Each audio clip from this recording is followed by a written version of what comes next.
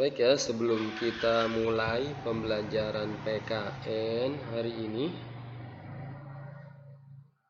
ya, kita berdoa dulu ya, semoga apa yang nanti kita pelajari bisa menjadi ilmu yang bermanfaat untuk kita semua, tidak hanya sekedar untuk kita, bahkan bisa dirasakan manfaatnya itu oleh orang di sekitar kita, bisa berguna untuk masa depan kita yang lebih baik lagi nantinya.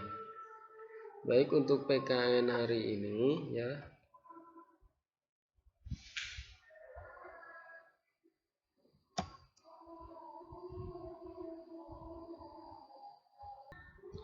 kita akan mempelajari kedudukan dan fungsi Pancasila sebagai dasar negara.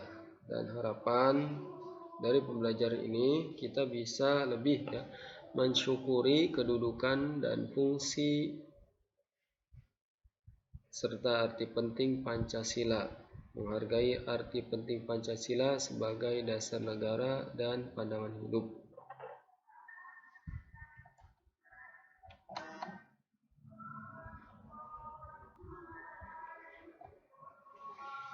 Kedudukan, fungsi dan arti Pancasila.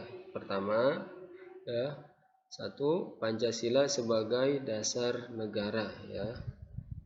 Pada akhir sidang BPUPKI pada 1 Juni 1945, Insinyur Soekarno untuk pertama kalinya secara resmi menyebutkan 5 dasar negara yang dikemukakannya sebagai Pancasila ya. Coba nanti silakan kalian ingat-ingat kembali. Di kelas 7 kita sudah mempelajari ya sejarah tentang penetapan Pancasila sebagai dasar negara, yang kemudian kita mengenal ada yang namanya BPUPKI, Badan Penyelidik Usaha-usaha Persiapan Kemerdekaan Indonesia ya. Yang kemudian nanti disepakati dasar negara kita itu adalah Pancasila ya. Nah, itu mungkin sedikit review ya pembelajaran kita waktu di kelas 7 ya. Sekarang kita mungkin lebih dalam lagi mempelajari kedudukan, fungsi dan arti Pancasila itu sendiri ya.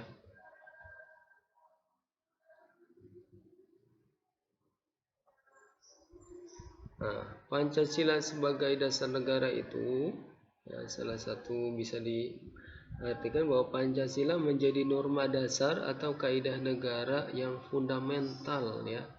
Hal tersebut dapat dilihat dalam pembukaan Undang-Undang Dasar Negara Indonesia tahun 1945 alinea keempat ya. Ini menjadi rujukan dasar bahwa dasar negara kita adalah Pancasila. Misalkan bisa kita dapatkan di pembukaan UUD itu sendiri, tepatnya di alinea yang keempat. Di situ ditulis bahwa dasar negara kita adalah Pancasila.